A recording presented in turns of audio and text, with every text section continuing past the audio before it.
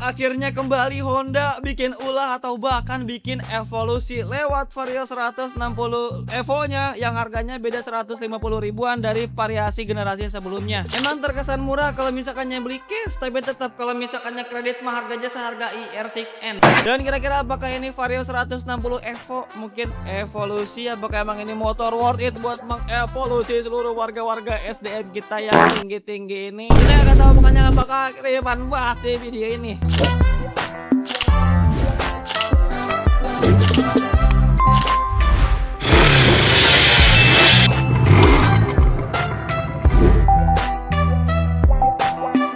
Daripada sini bakal ngomongin perbedaan Vario 160 Evo 2026 dengan Vario generasi sebelumnya, karena banyak isu yang menyebutkan kalau misalkannya ini Vario kagak ada supercharger.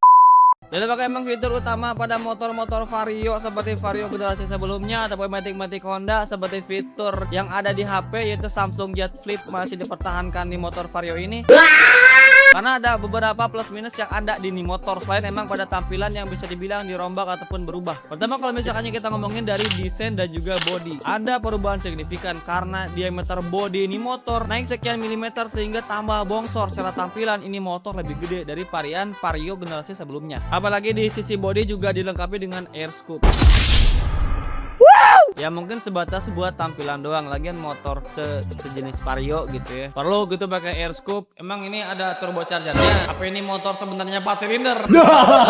Yang dimana air scoop ini tuh menembus ke bagian belakang gitu ya, pastinya menambahkan sirkulasi udara sehingga ini mesin tambah dingin. Memang pernah ada kasus Vario overheat. Terus kalau misalnya kita lihat pada bagian kompartemen lain yaitu sentuhan premium, misalnya pada bagian desain behel belakang yang dibuat lebih runcing. Ya mungkin dibuat lebih runcing, hal tersebut pastinya menambah estetika, tapi emang nambah berat tanggung jawab tukang parkir karena bakal repot kalau misalkannya pun diangkat tiba-tiba ini behel patah. Tapi emang kalau misalkannya pun kita lihat gitu ya, sentuhan premium ada juga pada area bodi depan. Terdapat aksen motif serat karbon. Ya pastinya hal ini ditampak lebih mencolok dari generasi varian sebelumnya. Seperti Rifan bilang, kalau misalkannya perubahan dimensi ini motor itu lebih lebar, yang pastinya bakal merepotin banget kalau misalkannya pun lewat jalanan macet di Indonesia. Kayaknya di negara kita nggak pernah macet deh. Emang negara kita macet ya? Kagak kan? Kagak ada kan? Hidup Jokowi. Ini mana ukuran bodi Vario Evo 160 ini membengkak di sengat lebah yang dimana lebarnya 686 mm dan untuk varian 696 mm buat varian ABS. Dan kalau misalkannya kita lihat naik dari model lama yang hanya memiliki lebar 679. Tinggi motor juga naik tipis menjadi 1091.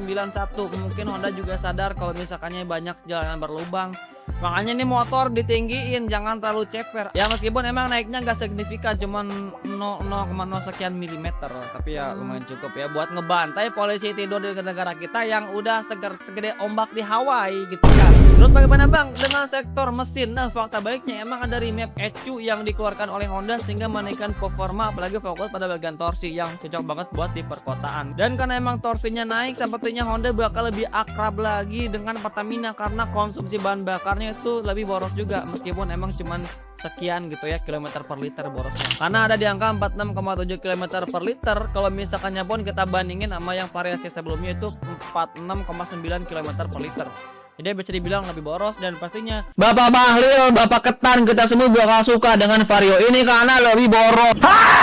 Ngomongin desain dan juga performa ini motor, kita lihat pada bagian fungsional. Yang pertama itu adalah pembaruan slot USB yang dimana udah micro USB Type C yang sebelumnya hanya sebatas micro USB A saja. Jadi kalau misalkannya antar bensinnya habis bisa dicas pakai colokan Type C gitu ya. Terus emang untuk gantungan barang baru yang dimana di area D kaki tengah ini memakai model lipat rata atau mereka sebut dengan pop up center hook yang ya bisa dibilang mulus saat dilipat. Yang paling penting mah masih bisa muat gas dan juga galon. Ini Vario masih tetap jadi primadona buat emak-emak yang demen belanja ke pasar. Dan hal yang paling mengkagetkan lagi, selain emang bahan bakar konsumsi BBM yang lebih, karena bakal jadi bestie antara Pertamina dan juga Honda, yaitu bobot ini motor yang lumayan beratnya itu beda 1 kg dari variasi sebelumnya. Bukan bobot yang ringan untuk sekelas motor, saat kita tahu kalau misalkannya pun Honda klarifikasi buat ngilangin engkol biar bobotnya ringan, tapi buat motor ini itu tambah berat 1 kg, mungkin kali dimensinya juga yang lama gede. Jadi emang kalau misalkannya pun meskipun harganya cuma 150 ribuan bedanya dari variasi yang reguler gitu ya, ternyata banyak juga perbedaannya. Dan sebenarnya langkah apa ya bakal Honda lakukan buat kedepannya? Apakah ini motor bakal bisa ngerubah diri jadi sosis sayur? Dan menurut kalian di harganya apakah ini motor worth it dan apakah bakal menjadi opsi pilihan buat kalian semua dengan tampilan yang bisa dibilang agresif? Kayaknya ini motor buat ngebongkar popularitas Kawasaki Brasky karena motor datang mirip Vario 150 LED old. Makanya nih Honda ngeluarin ini motor kagak bisa lu Kawasaki enak-enak baik lu datang tiba-tiba jualan Matic mirip motor yang gua jual. Ya, pokoknya gitu dah ya. Menurut kalian worth it apa kagak ini motor? Gimana pendapat kalian tentang ini motor? Dan coba komen kolom komentar. Thank you guys.